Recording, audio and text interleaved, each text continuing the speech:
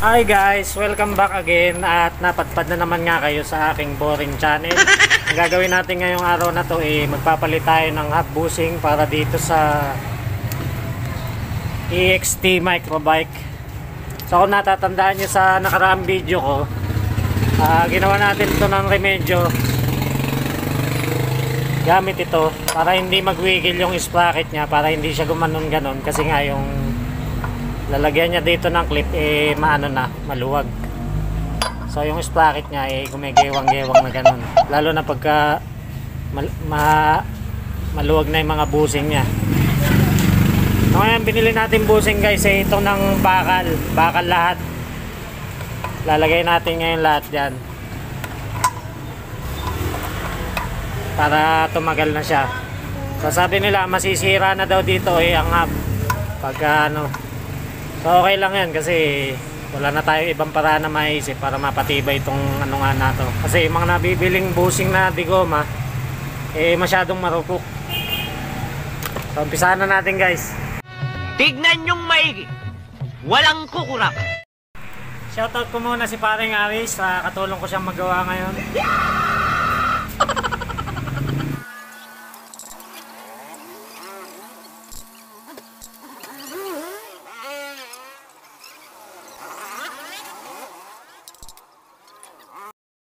So yung sprocket nya guys, medyo matutulis na yung ngipin. Magpapalit na rin tayo. May napulot si paring Ari sa basurahan na sprocket na okay pa. Kaya lang hindi tapat dun sa tornilyuhan. Ko-conversion na lang natin.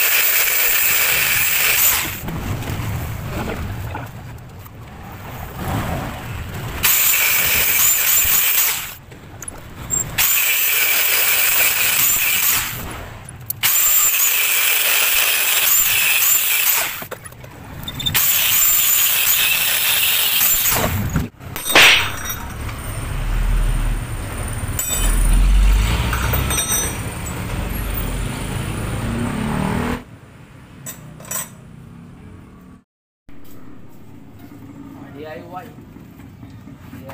promise. Sagal.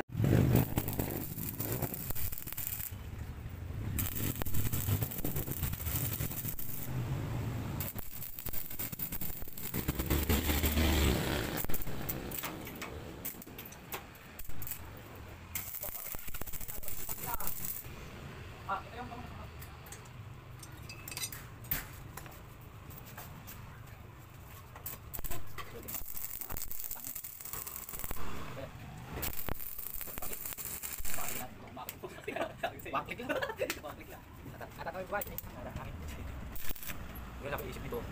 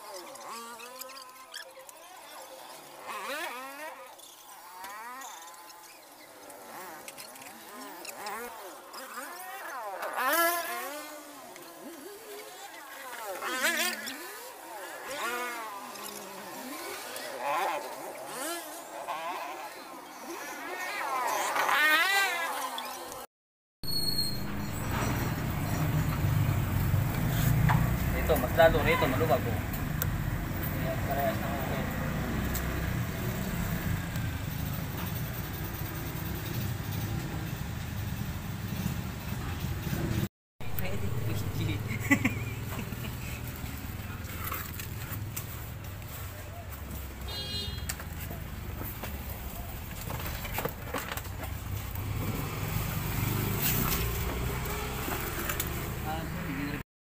So guys, ang uli natin gagawin ay itong preno.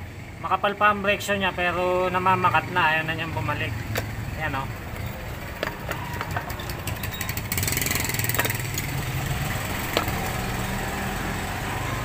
Pag tinodo mo ang tapak, hindi na siya babalik.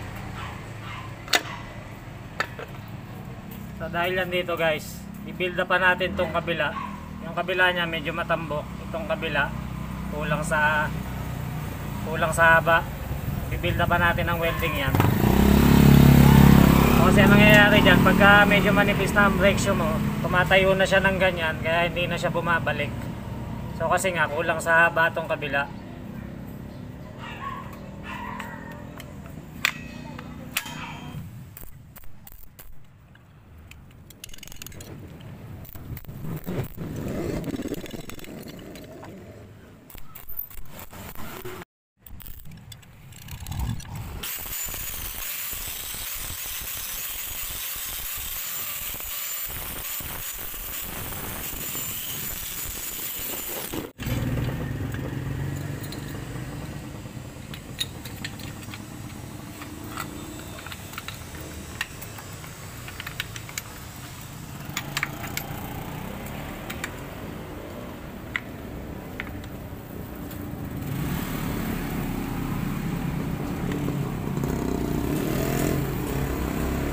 Medyo humaba na siya ng konti. Never na yung mamamakat. So ngayon ang mangyayari niyan, ubos na tong lining ng brake shoe nyo. Hindi pa rin siya mamamakat kasi inabahan nga natin tong isa na to. Ngayon puputpurin na niya yan hanggang sa maubos yan.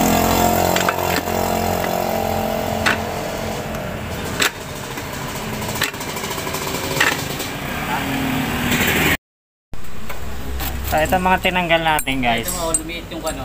Mga pinaglumaan ng busing. Kanina, ang haba na ito eh. Mga bolt. Dapat din natin tinatapon yung mga ganyan. Mga ganyan. Kasi balang araw magagamit din natin yan. Remember that. Put it in your mind. Sa dami nga ng mga tornilyong naipong ko, napuno na niya yung galon ng Wilkins na to. Wow, ang bigat! Ayan, punong-puno na siya. Yan ko lang siya nilalagay lahat. Magagamit natin yan someday. Somewhere out there. So yun nga guys, natapos na naman natin tong pagre-repair dito sa EXT Microbike. So hindi tayo bumili ng bagong sprocket.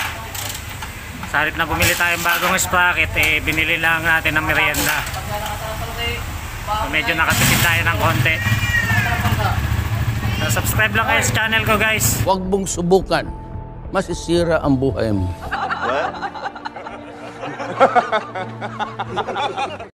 Yung nakakawit na spring na to guys, kahit wala na to, kasi nilalagay ito para bumalik nga itong braso na to pag namamakat yung preno mo.